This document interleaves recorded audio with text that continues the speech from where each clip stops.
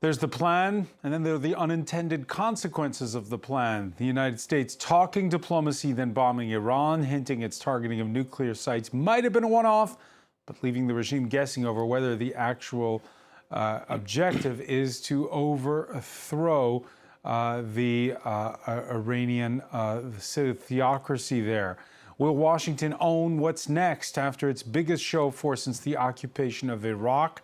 Iran responding in a kind with a rocket attack, not on the Strait of Hormuz, but at the U.S. base located across the Persian Gulf in Qatar.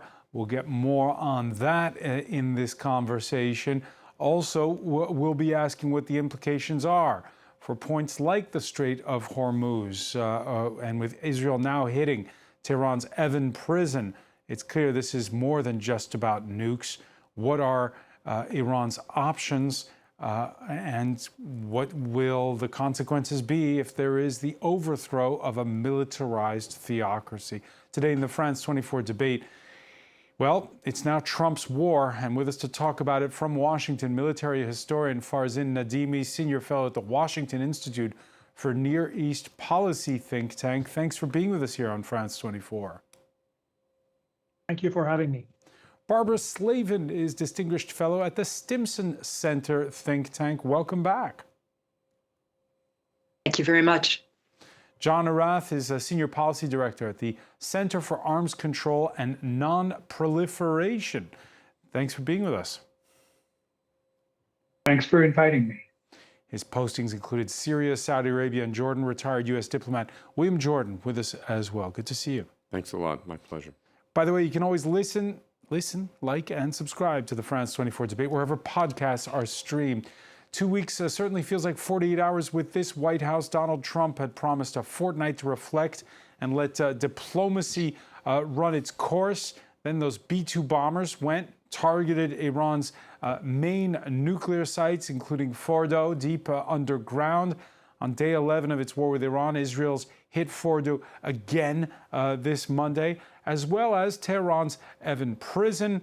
Donald Trump still insisting a while ago, before he went into a National Security Council meeting, that he's not at all at war with Iran, all the while issuing over social media less than veiled threats about eventual regime change. And now, Farzin Nadimi, Iran responding with what it has called it's even given what it claims are devastating and powerful missile attacks, even giving its operation a name, calling it Annunciation of Victory. And Qatar, for its part, so far saying 0 casualties. Your thoughts about Iran saying it is targeting Qatar and Iraq? Well, it has been an ambition of Iran for years to have the opportunity to attack Al-Udeid air base, but it's more or less a symbolic raid. It seems that even though a large number of ballistic missiles were used to attack Al-Udeid, they knew that this base was largely empty. There were no airplane on the runways or the ramps, and there were very few personnel there. Therefore, it is very low-risk operation for Iran, but mainly symbolic, conducted at night with missiles raining down on the air base, and to inflict some damage, and for as you said, mainly for domestic purposes, and also to show the President Trump that they are determined to retaliate for the. So is this there are also. Is this the same as in 2020, when after the U.S. Killed the head of the Revolutionary Guards, Qasem Soleimani, the Iranians, through back channels, effectively told the Americans they were going to target one of their bases outside of Baghdad? More or less, yes. Well, however, according to General McKenzie, Iran did not send an official warning about their impending missile attack, but that was detected by U.S. ISR intelligence, surveillance, and reconnaissance assets and satellites, and personnel at Al Udeid were warned well before the missiles were about to arrive. This time it was again the case. Many personnel had already left, and the base was largely empty. So any strike that is caused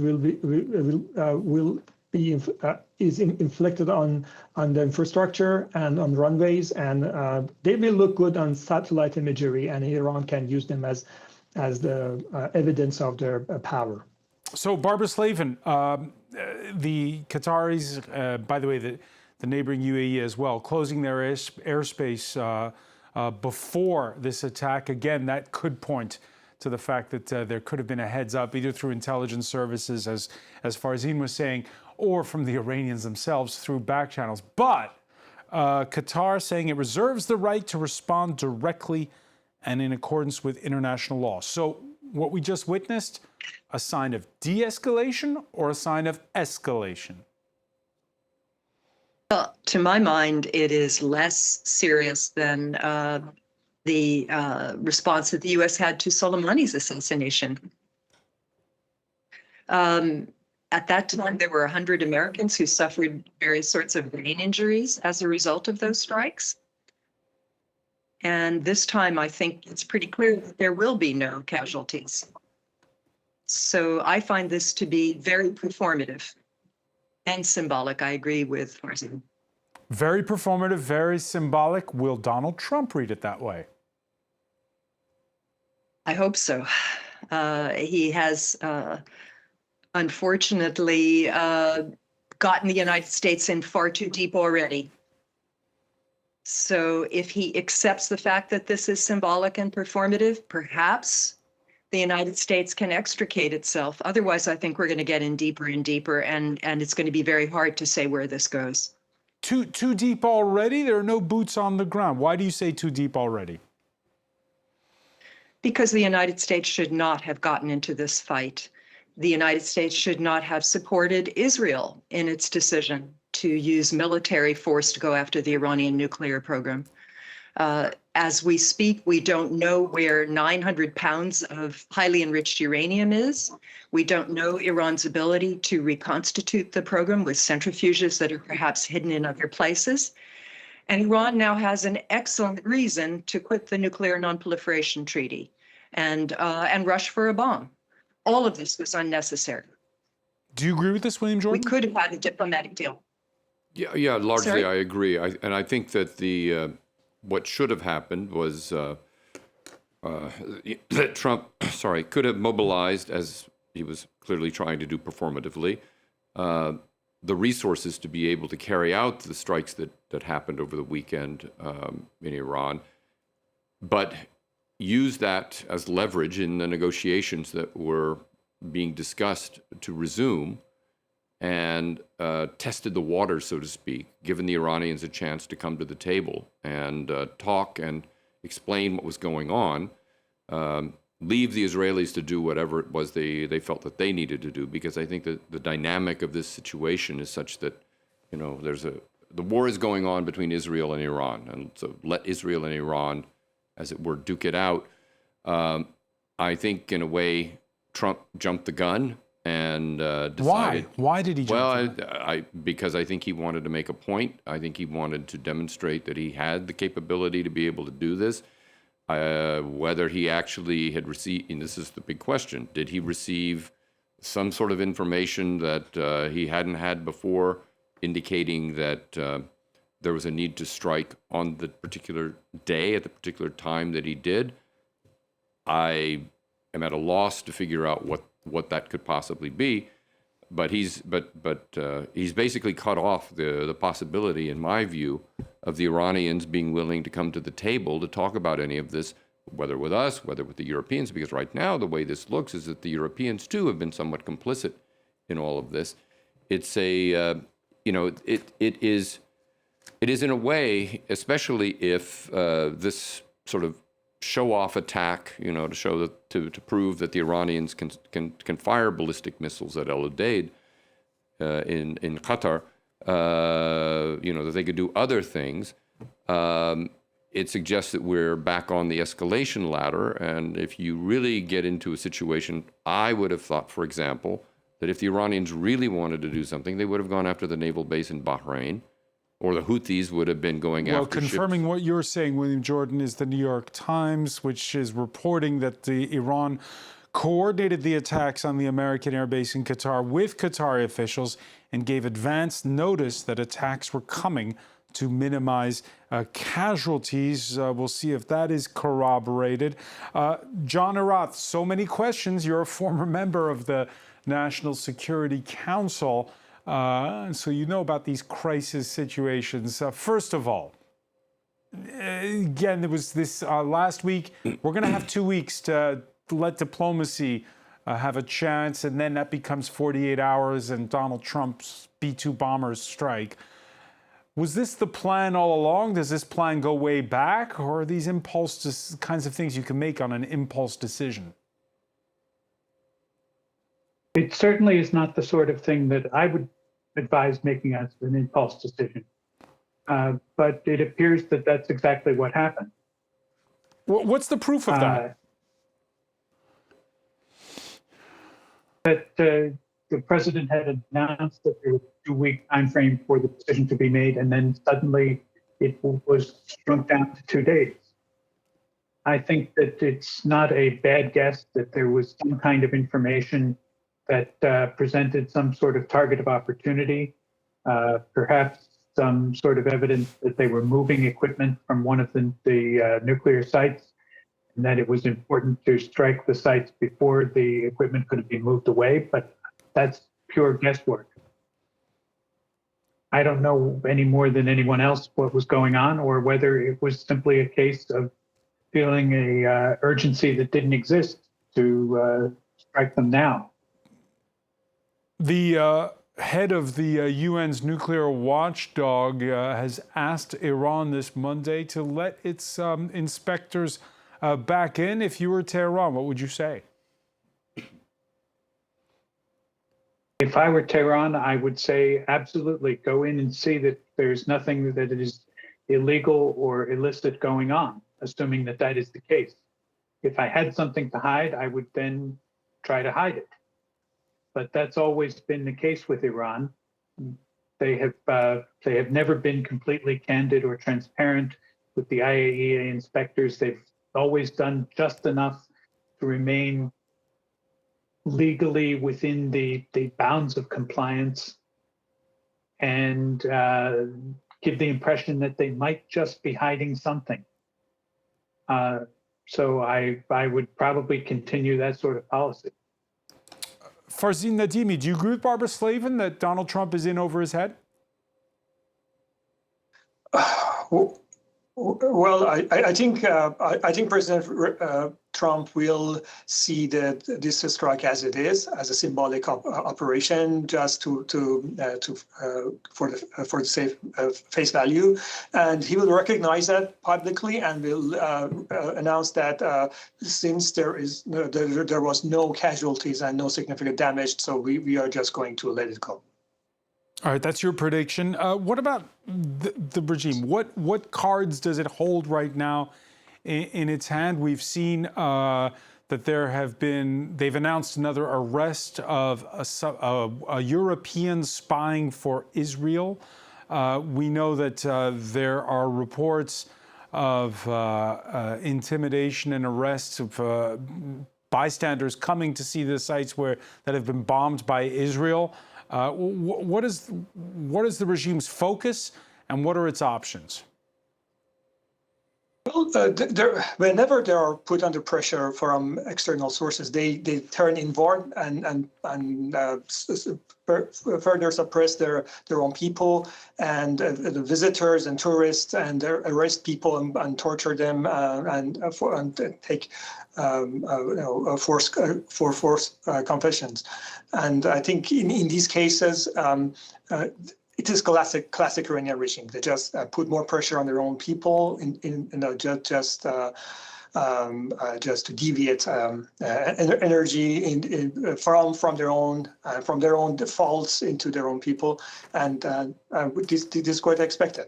What they will do, they will try to. Both Iran and Israel are racing against time. Iran is trying to force Israel into a ceasefire by inflicting as much casualties and damage as possible, using the dwindling number of missiles they can fire at Israel. At the same time, Israel knows that they have to wrap up their operation at some point, and they are trying to maximize the number of gains that they can achieve given this limited period of time that they have. Now most of the Iranian nuclear sites have been destroyed, and most of the missile sites have been attacked, but probably not, and many of them are still able to launch missiles, obviously. So Israel might want to spend a few more days to strike Iranian military targets and then call it a day. And then call it a day? Is that how you see it, William Jordan? Well, for now. Well, not necessarily. I mean, again, the Israeli operations are still going on, and there's no real clear idea what the timeline for Israel's continued activities is. Because there's military reasoning and there's political reasonings. Well, and I think the Israelis are operating more on the base. I mean, there's obviously a whole political thing playing out in Israel that involves Benjamin Netanyahu and what he's trying to do to maintain power using this war and everything else that's going on in the region to his political advantage. But I think that but essentially, at heart, it's basically a military campaign that's being waged by the Israeli military with pretty precise objectives. They've got a plan. They're operating on the basis of a plan, and I think that again, it's one of these situations where if I were Donald Trump and I were considering what to do, I would hope that my military was basically telling me, okay, there's really, we haven't yet crossed a threshold where American blood has been shed or significant American interests have been attacked. We should hold our fire. We should continue, but we should work with the Israelis more closely. We should probably start sharing, if we're not already doing so, our own intelligence about ballistic missile launchers and things like that, the capabilities that Iran has to deploy to mount more serious attacks, and look at where we can go after either proxies or other forces that Iran might bring to bear, and be prepared to deal with those, but basically stay out of this fight for the moment unless and until it ratchets up. I mean, what I was worried about when I first heard about these missiles coming in was that it was going to be in significant number, that some of them would get through, would actually hit important targets, would kill or wound American service people, and then you would start to get into this temptation to do what Trump. I don't give Trump a lot of credit for anything, but when he has attacked, as he did in Syria in 2017 or 2018 against a CW site, he did not follow the game plan that Barack Obama was planning to use in 2013 when his famous red line was crossed and carpet bomb basically Syria to take out its air defense and command control systems as well as its CW facilities. He decided to take a surgical approach and attack very precisely. He did that over the weekend. Again, he's in over his head. He he shouldn't have done it. He played a high card he didn't need to play when he played it. But the thing is, to avoid getting into exactly the kind of escalatory situation we've seen so many times in American history, including Vietnam, where it leads to, again, this temptation to carpet bomb and to use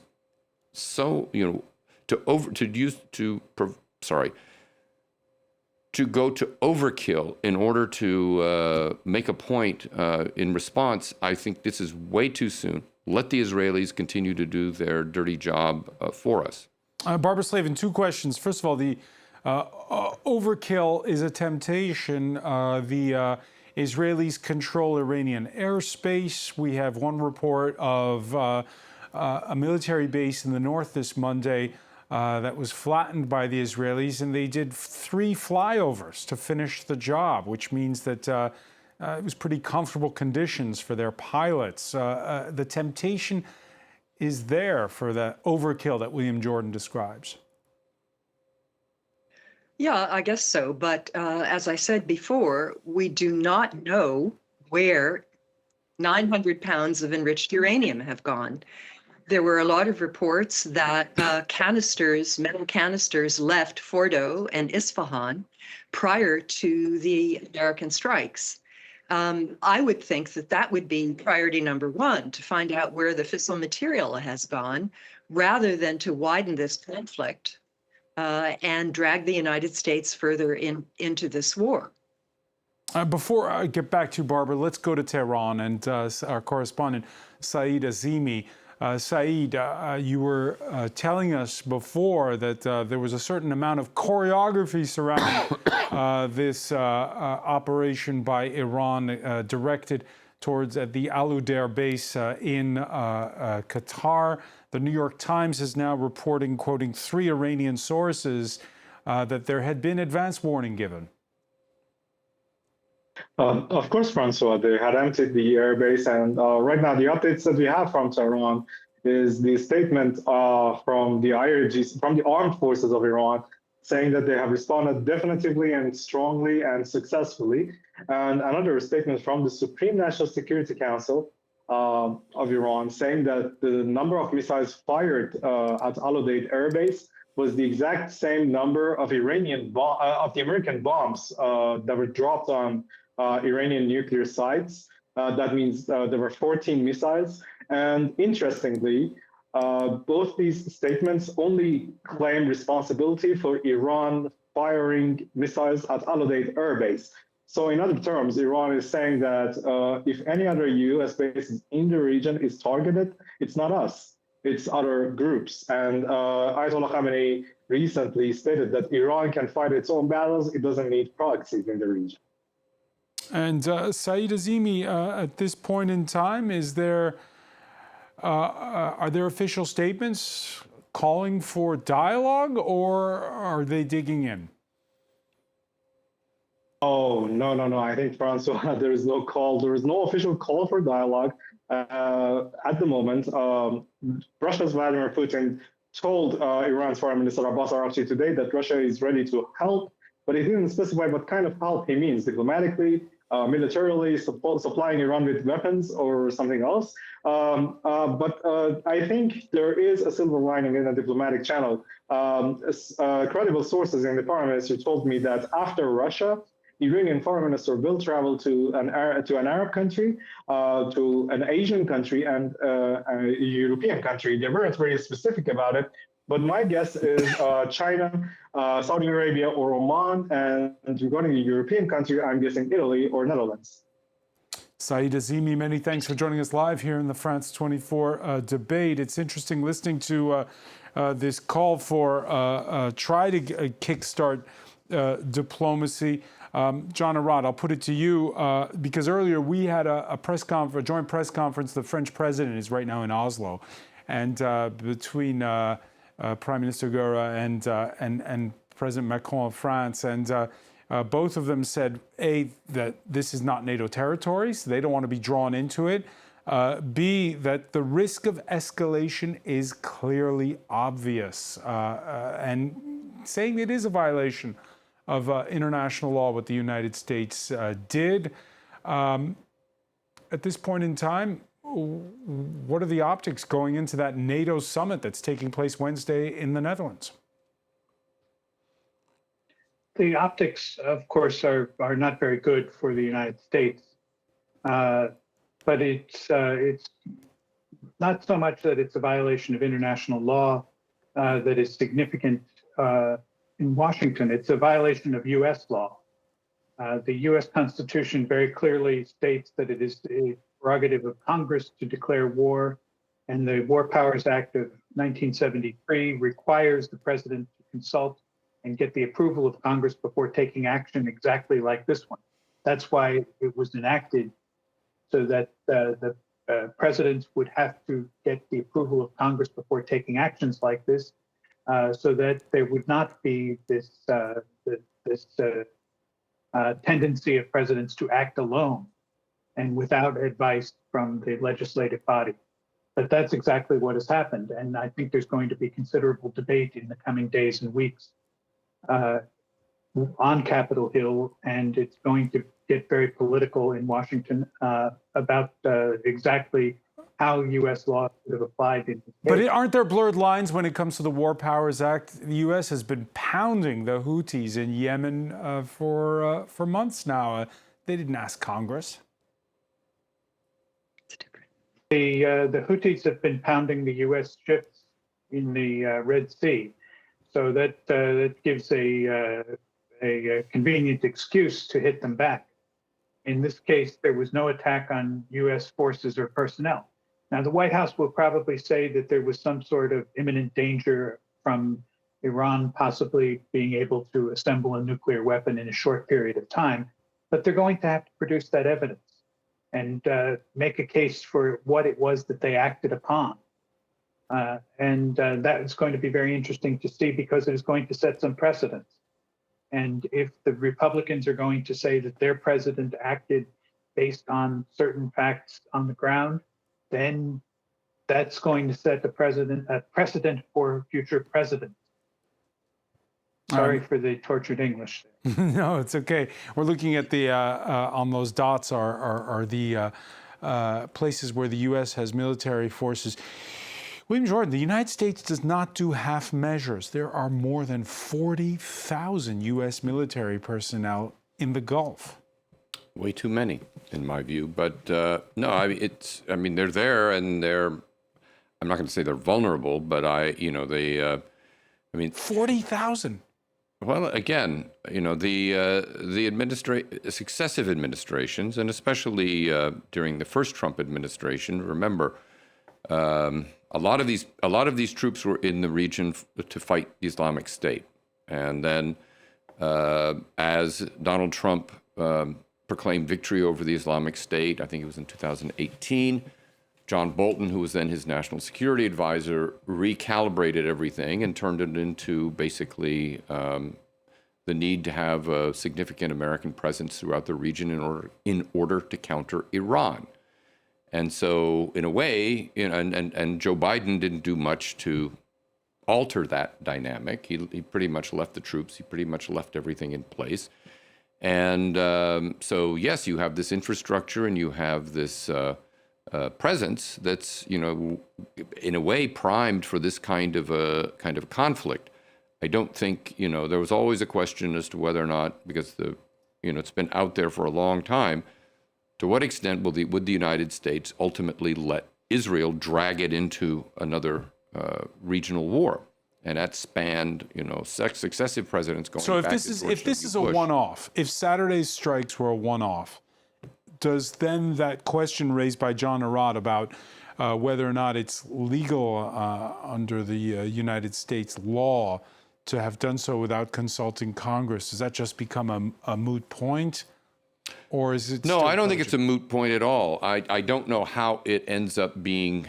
I don't, in as much as there's, the Trump administration is itching to find across the board every opportunity in court to challenge numerous laws dating back to the 1970s that restrained the power of the presidency and created independent agencies and independent, officials within the executive branch that were not subject to the whims of the executive, largely in order to hold in check the overwhelming executive power. But as far as the War Powers Act is concerned, there hasn't been a major case, as far as I know, brought specifically about the War Powers Act before the Supreme Court.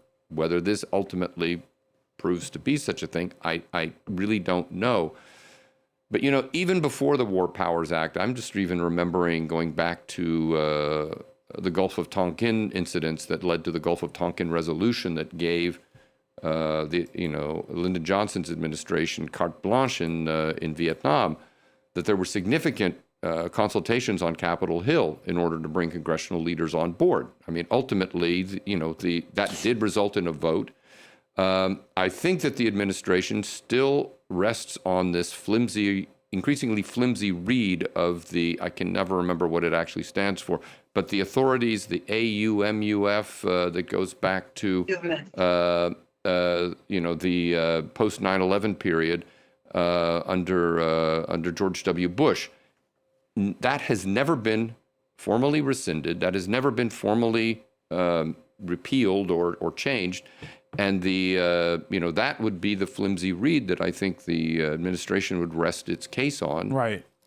In this case. Now, despite Iran's parliament approving an eventual closing of the Strait of Hormuz, the market's unfazed. The price of crude in New York down slightly at the opening bell. By the way, Farzin Nadimi, the market's well believing those reports that Iran did this more for show than anything else. The price of crude has slipped further in the last minutes.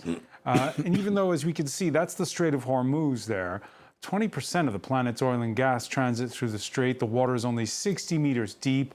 It's the exit path for tankers from Saudi Arabia, Iraq, and much more. And particularly, and you see the South Pars gas field there, which is split between Iran and Qatar. It's a particular problem for China, which gets 45% of its oil. Its number one provider is Russia, but number two, it all goes through the Strait of Hormuz, whether it's from Saudi Arabia, other Gulf states, or Iran. The Chinese, would you be fair to say that they've been perhaps more strong in their wording than the Russians even? Well, for China, it's very important to maintain freedom of navigation and access to the Gulf oil. And I'm sure that they have made it clear to the Iranians that they want to be able to continue navigating through the waterway. So any blanket Iranian measure like mining, sea mining, is just out of consideration. I believe if Iranians decide to disrupt the shipping, that's all they will do by moving their speedboats around and creating an unsafe environment for shipping to operate, but at the same time giving green light to Chinese shipping companies to continue sending their tankers to load. At the same time, like in 2019, we might see some cases of unattributed attacks against Western tankers or other commercial shipping in the region, and I think that will be it. Because if Iran wants to go too far, if Iran wants to close the Strait of Hormuz, and all the bad things that will happen to Iran's own economy aside, they will invite in the wrath of the U.S. military, and it's quite possible that this administration will decide some punitive actions against Iranian and naval units and naval bases in the region. Now, is China just a spectator in all of this? How far would China go to bat for Iran? I don't think any more than some intelligence offering. China has had some relations with the Houthis. In the past, they have provided them with some equipment to help with their military industries, to keep their weapons operational, and some components for the drone industry. But other than that, I don't think China will want to be involved in this crisis. On Sunday, the U.S. Secretary of State tweeting a request to China. Tell Iran to please not block the Strait of Hormuz. Marco Rubio saying, I would encourage the Chinese government in Beijing to call them about that because they heavily depend on the Strait of Hormuz for their oil. What was your reaction? This was something, I was in the tweet actually, it was an interview with Fox News. What was your reaction to that, Barbara Slavin? Well, obviously, the United States wants to limit the economic consequences of this war to make sure that the price of oil does not skyrocket and upset Trump's plans to reduce inflation, to see interest rates go down in the United States. So I think that's what that was about. Chinese have put out some rather strong statements, and I think they are trying to do some mediation behind the scenes. But I'm not sure that the United States will listen to them. Of course, But China they has had a explanations. China has a military base in Djibouti, and it's never gotten China involved is not. militarily, though. No, China is not a military power in the Persian Gulf. There's no way that's going to happen. It's still the United States, as you pointed out with your excellent chart showing all the bases where Americans are located. One thing I'm looking for is whether Iran's partners, the Iraqi militias, the Houthis, others get involved. So far, they've not. Iran has decided that it must respond directly for these strikes upon the Iranian homeland. And I think that's also a good sign. Just a quick question on one last question on this. China, which now had a first freight delivery at the end of last month going from Iran to China through Central Asia. There's still a lot of problems with it because sending their oil by land rather than by sea, apparently the tracks are different sizes when you go to the Central Asian republics. But still, Barbara Slavin, again, if the Chinese were able to get their oil from Iran by land, what would that change? And is that something Donald Trump thinks about? I think that's a long way in the future. There's been a lot of talk about improving these kinds of connections between the Chinese and Iran and going through Central Asia to Europe. But a lot of this is a long way in the future. And as you pointed out, oil moves much more easily on tankers. All right. So it brings us back to what you were saying, how those proxies will act. William Jordan, Iranians, they're deliberate in their response. They've even said so, that they would. Will the other shoe drop later? And if so, how?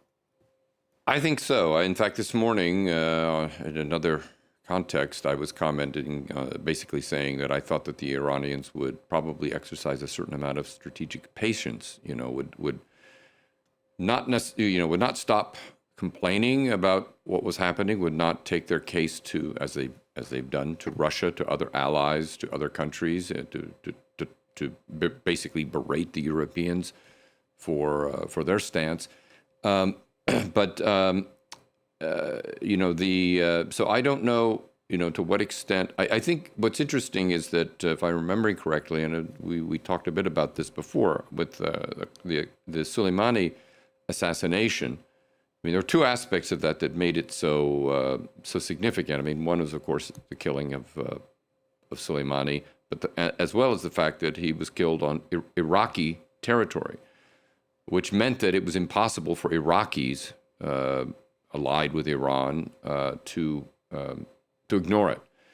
And I think, but in the end, the Iranians basically, after an initial flourish of or allowing an initial flourish of a reaction, let the circuit apparently go dead. And as was said, they started looking at assassination attempts or other things like that.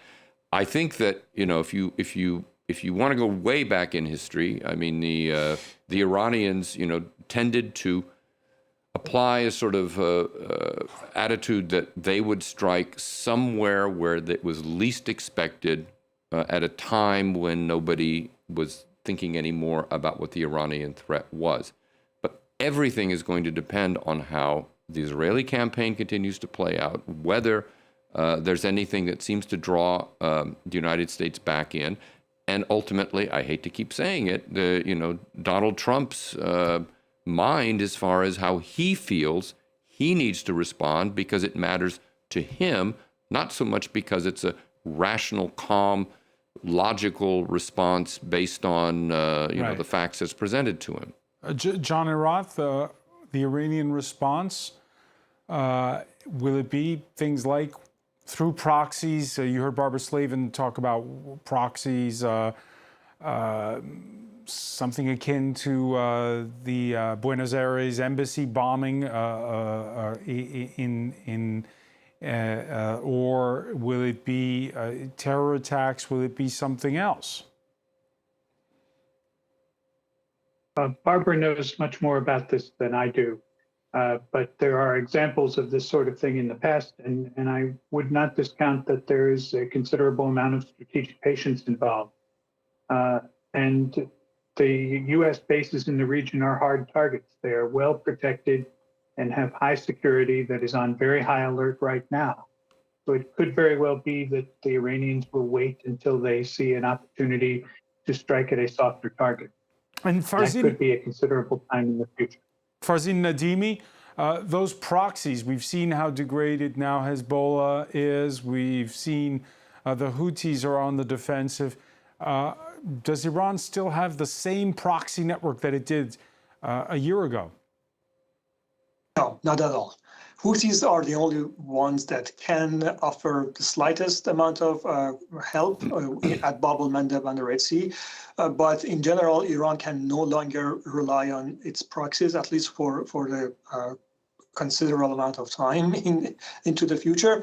And therefore, they will, in my opinion, they will invest in their own missile forces, strategic weapons, if possible, nuclear weapons, but probably if they can, they will again try to rebuild their military, some parts of their military industries, again invest in some missile production, try to build missiles so they can restore their strategic depth using their strategic, whatever that remains of their strategic weapons and whatever they can produce into the future.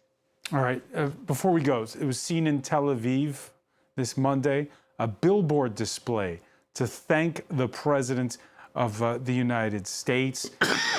Flattering for sure if Donald Trump sees it.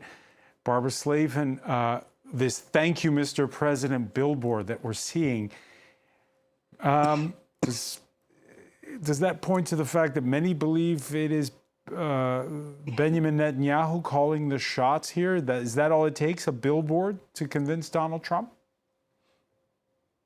Well, every American president before Donald Trump rejected Israeli pleas to join this fight against Iran in this kind of kinetic way. Trump is the first. And so this will be his legacy, I think, as much as it will be Bibi Netanyahu's, depending on how this war turns out. And it could be a long war. Is Donald Trump ready for this? And will he silence critics within his own camp? He's not a patient man. He may lose patience with this war and pivot. One never knows. Only he. And probably he doesn't know right now. Okay, we'll leave it there, Barbara Slavin. We're talking about, always a pleasure to hear you talk about known unknowns from Washington. I want to thank as well Farzin Nadimi, John Arant, William Jordan. Thank you for being with us here in the France 24 debate. Thank you very much.